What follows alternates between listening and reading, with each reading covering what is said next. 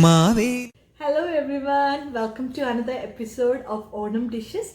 Today I am going to make inji curry or ginger curry.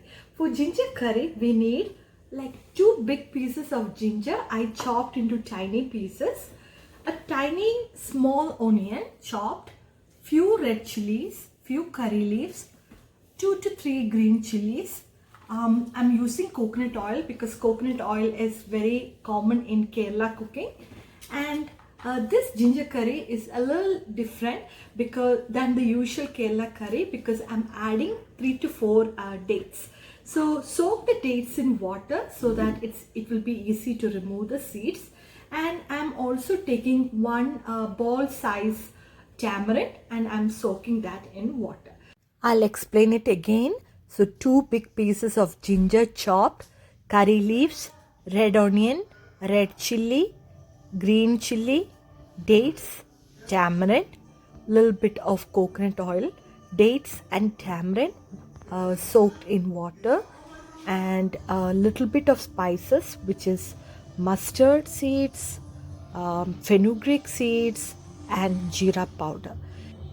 These are the ingredients, so we can start cooking. So even if ginger curry sounds very small, it plays a major role in sadhya. You all know, like for sadhya, we will eat lot of dishes. We'll have lot of curries, sambar, dal, kheer, rice, too many dishes. So inji curry comes to the rescue because it helps us with the digestion. So that's why ginger curry is very important in Onam Sadhya. Spices and the sweet thing, I'm adding a jaggery, and I don't know whether you all know what jaggery is. Jaggery is called molasses, and this is how it looks like. Okay, so this is molasses or jaggery, and you need one small cube like this for the inji curry, and you need like 1 or 2 teaspoon of chili powder and 1 teaspoon of turmeric powder.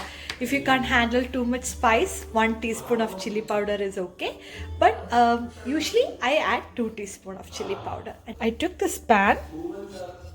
Okay, I'm going to pour 1 teaspoon of coconut oil.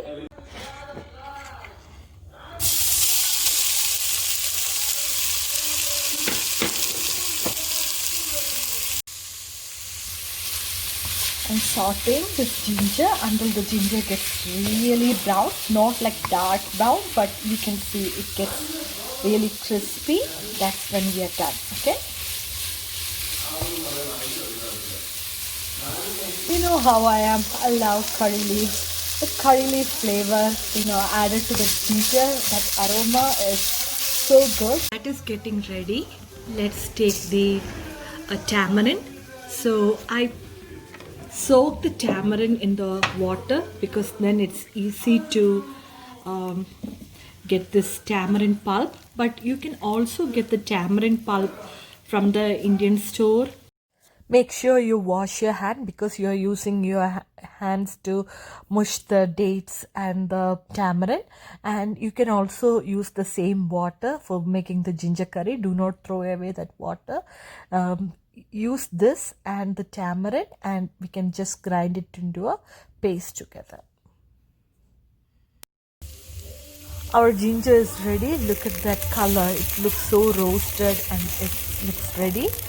Now we can remove this and add the onion and green chilies and saute for some time until it gets crisp.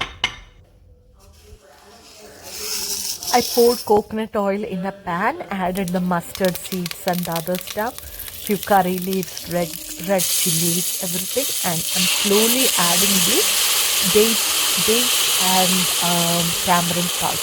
So once it starts boiling a little bit, we can add the spices, 2 teaspoons of chili powder and 1 teaspoon of turmeric. I also added that 1 big piece of molasses and let it boil for some time. You can see when it starts bubbling, that's when we add the ginger, the roasted ginger, onion and the green chilies. So together mix it for a few times and let it cook until you see the oil breaks out. That's when it is ready. I added a little bit of salt and I switched off the flame. Looks like it is ready. So please try this recipe. I'm sure you guys will love it. It has a little bit of sour and bitter and spicy taste.